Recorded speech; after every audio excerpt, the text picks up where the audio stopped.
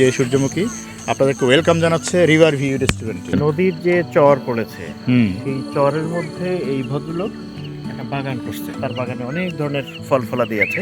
হুম সেই ফল ফলাদির পাশাপাশি তার প্ল্যান ছিল হুম যে এই বালুর চরকে ঘিরে সে একটা রিসোর্ট করবে। এটা হচ্ছে নট অনলি একটা রেস্টুরেন্ট, এটা হচ্ছে কাইন্ড অফ হচ্ছে এটা বিনোদনের একটা জায়গা। বিনোদনের একটা জায়গা। আশা করি এক কাপ আপনারা অন্তত কফি খেয়ে যাবেন এই সুন্দর একটা সূর্যমুখী এবং বাগানের মাঝখানে বসে এই নৌকা আরোহণ করলেন। এই যে সিঁড়ি, নৌকা থেকে আপনি চলে গেলেন এখানে বসে আবার আপনি চা কফি। এই চেঙ্গি নদীর পানি অলরেডি প্রবাহিত হচ্ছে দেখেন। দর্শক মণ্ডলী, স্বাগত জানাচ্ছি যে চারপাশে সূর্যমুখী ফুলের পরিবেষ্টিত এই রিভার ভিউ রেস্টুরেন্টে খাগড়াছড়ির চেঙ্গি নদীর পাড়ে এই অসাধারণ নৈসর্গিক দৃশ্যমণ্ডিত রিভার ভিউ রেস্টুরেন্ট। এটা 2023 সালে হয়েছে এবং এটার যে সফল উদ্যোক্তা ভুবনেশ্বর চাকমা দাদাকে আমি পেয়ে গেছি এবং আপনাদের সাথে পরিচয় করে দিচ্ছি। দর্শকদের উদ্দেশ্যে আমি বলতে চাই, খাগড়াছড়ি ডিস্ট্রিক্টে এই রিভার ভিউ মতো রেস্টুরেন্ট আর কোথাও আপনারা খুঁজে পাবেন না। আপনারা যদি এখানে আসেন দেখবেন আপনাদের মন ভরে যাবে। এখন মিঠু ভাই এবং আমাকে তিনি নিয়ে যাচ্ছেন ভিতরে। এই জায়গাটার নাম কি বলেছে দাদা? দক্ষিণ কমংপুরিয়া। দক্ষিণ খমমপুরিয়া, জি জি, খাগড়াছড়ি। খাগড়াছড়ি। আচ্ছা, বাকি কথা সামনেই হবে। আমি জাস্ট যেতে যেতে একটু দেখাই যে সূর্যমুখীর বাগান ছিল মিঠু ভাই যেটা বললেন। ওয়াও, দারুণ একটা দৃশ্য। এই যে এখান থেকে দেখেন এখানে বিভিন্ন সার্ভিসম্যানরা নিয়ে যাচ্ছে দূরে, ওই যে যার যার কটেজ, ওখানে তো খাবার সার্ভিস করা হয়। 2023-এ তৈরি করেছি। এখানে আগে আমরা বিভিন্ন সবজি চাষ করতাম। অনেক বছর আগে থেকে একটা চিন্তা ছিল যে এখানে একটা রেস্টুরেন্ট করা যায় কিনা বা অন্য পার্ক করা যায় কিনা, এই ধরনের একটা চিন্তা ছিল। এই জন্য আমি এখন এই যে আপনি দেখতেছেন মালবেরি গাছ আছে, মালবেরি গাছগুলো লাগানো অনেকটাই সে একটা পরিকল্পনার অংশ।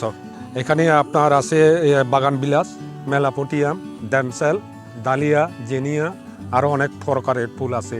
কাস্টমার আছে হলে আপনার বিকাল বেলা বেশি বসবে। এখানে মেনু আছে, আমি মেনুটা একটু দিচ্ছি এখানে, মেনু লিস্টটা। এই যে দেখেন রিভার ভিউ রেস্টুরেন্ট, এখানে বিভিন্ন ধরনের মূল্য তালিকাগুলো আছে। আমি দর্শকদের জন্য একটু করে দিচ্ছি, দেখাচ্ছি। পাস্তা আছে, আপনার নাদুস আছে, তারপরে আপনার বার্গার, তারপরে চিকেন ফ্রাই, এখানে শক্তি ভক্তা, তারপরে বেগুন ভক্তা, তারপরে টমেটো ভক্তা, বিভিন্ন প্রকারের ভক্তা।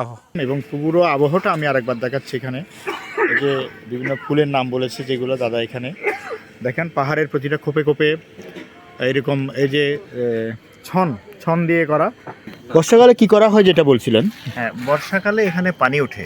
মানে পাহাড় যখন প্রচুর বৃষ্টি হয়, পানির ফ্লো যখন বেশি হয়, উপরে পাহাড়ে যখন প্রচুর পানি প্রবাহিত হয়, তখন এই পানি গিয়ে মানে আটকে যায়। যখন আটকে যায় এই পানিগুলো উপরের দিকে চলে আসে। এইখানেও কি পানি আসতে পারে? উঠে তখন ফুলের কি অবস্থা এই হয়? জায়গায় পানি উঠে, ওই যে পুলটা দেখছেন সেই পুলটা কিন্তু খুলে ফেলা হয়। আচ্ছা, ওই যে যে ব্রিজটা, হ্যাঁ, মারাত্মক স্রোত থাকে। দেখেন উনি ওনার যে প্রযুক্তিগত জ্ঞান, এই যে দেখেন এইটা চালটা, হ্যাঁ, চালের এই যে অর্ধেক অংশটা এটা উনি খুলে ফেলেন। আচ্ছা, এটা খুলে রেখে দেন। আবার যখন লোহার রড যেহেতু আছে ওখানে আরো কিছু প্লাস্টিক জাতীয় কিছু শেষ হয়, তখন আবার এই উনি খুলে আবার এটাকে ইয়ে করেন। এগুলো সব আর্টিফিশিয়াল, এগুলো সব খুলে ফেলা যায়। কাঠের এবং সব কাঠের করা। কাঠের, এই যে দেখেন এটা গাছের গুড়ি, জাস্ট একটা গুড়ি বসায় দেওয়া হয়েছে। প্লাস্টিক দিতে পারতেন, হ্যাঁ হ্যাঁ, এটাকে তিনি প্রাকৃতিক অবস্থাটা ধরে রাখার জন্য এভাবে তৈরি করছেন।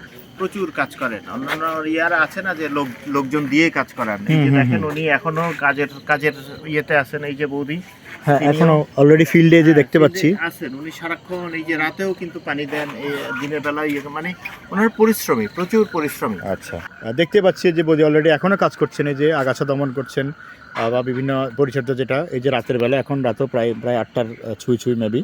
তাহলে তার মানে আর মিঠু ভাই থেকে তথ্যগুলো নেওয়ার উদ্দেশ্য হচ্ছে দর্শক যে মিঠু ভাই হচ্ছেন একটা ট্যুরের তানজিম ট্যুর অপারেটর। আমাকে মাঝে মাঝে এখানে গেস্ট নিয়ে আসতে হয়, ওনাদের সঙ্গে আমার প্রায় দিন আসতে হয়। আচ্ছা, এই যে জায়গাগুলো, এগুলো বাইরের মানুষ আসলে জানে না। এখানে যে এত সুন্দর একটা পরিবেশে সবকিছু ন্যাচারাল এখানে। তো আমরা চেষ্টা করি অন্তত এই জায়গাগুলো যাতে, এই জায়গাগুলো ফ্লেভার যাতে ওনারা নিতে পারেন, এই মজাগুলো যাতে তারা নিতে পারেন, উপভোগ করতে পারেন। অনেকে সময় নিয়ে আসেন, কিন্তু এইসব জায়গায় আসলে তারা অনেক সময় বাড়িয়ে নেন যে না আরেকদিন থাকবো, আরেকদিন করবো। কেউ যদি এই জায়গায় না এসে চলে যায় তাহলে সত্যি মিস করবে, অনেক কিছু মিস করবে।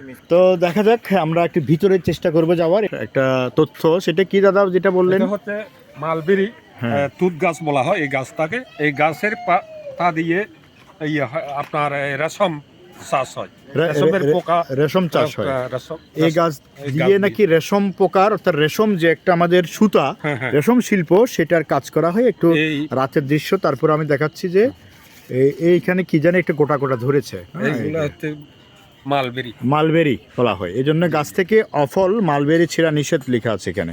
এটা আপনার জুসও খাওয়া যায়, এই এই চার- ফলগুলা জুসও খাওয়া যায়। জুসও খাওয়া যায়। জুস এটা কোথা থেকে আপনি পেয়েছেন? এটা কৃষি অফিস থেকে আমাকে দেওয়া হয়েছে।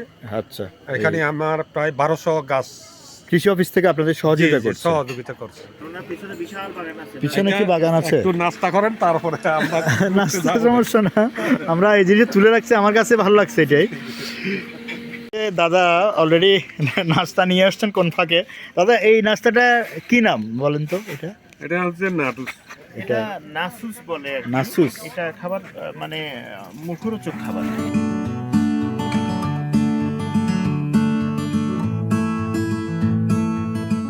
বলতে আবার কফি নিয়ে আসলেন, দেখেন কফির মধ্যে লাভ, একদম লাভ ইফেক্ট দিয়েছে, ভালোবাসা, আন্তরিকতা। আসলে কবিতাও আমি আগে জানতাম না, কবি আসলে কত প্রকার। হ্যাঁ, হ্যাঁ। পরে ঢাকায় গিয়ে কয়েকটা কবি কোম্পানির সাথে দেখা হলো এবং আমাকে খাওয়ালো কবি। আচ্ছা, তারপরে কবির মজাটাকে বুঝলাম যে আসলে কবি কারে বলে। কফির যে কয়টা কালার আছে দর্শক দেখেন, আমি আপনাদের জন্য এই যে আপনার লাভ। ক্যালসিয়াম বা ভিটামিন এই ধরনের কিন্তু কবি আছে। যে কফি খেতে খেতে আমরা আড্ডা দিচ্ছি, কথা বলছি। আশা করি এক কাপ আপনারা অন্তত কফি খেয়ে যাবেন। এই সুন্দর একটা সূর্যমুখী এবং বাগানের মাঝখানে বসে আপনি প্রকৃতির ছোঁয়া পরশ অনুভব করতে করতে কফির মজাটা নেবেন।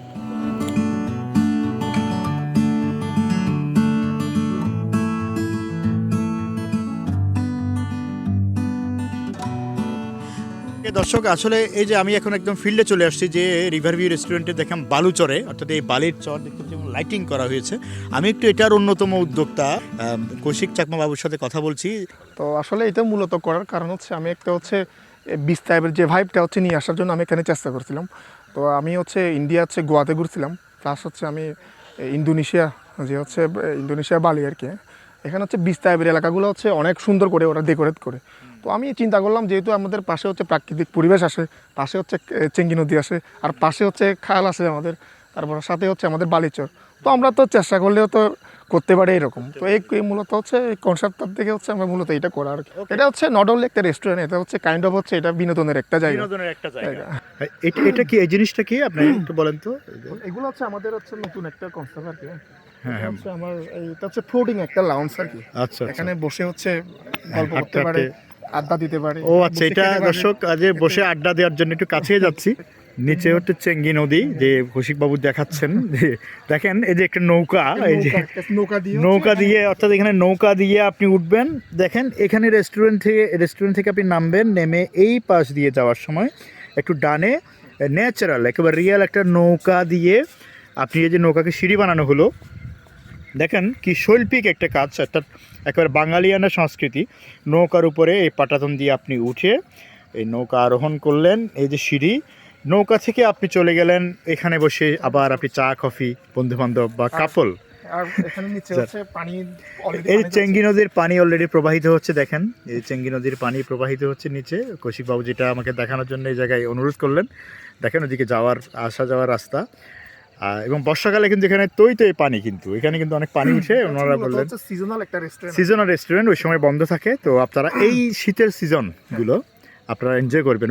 দেখেন আমি এই জায়গা থেকে একটু পুরো ভিউ নিয়ে আপনাদের কাছ থেকে বিদায় নিব। অন্য কোনো স্পটে হয়তো আপনাদের সাথে দেখা হবে। আজকে সুন্দর একটা সন্ধ্যা, সুন্দর একটা রাত কাটলো।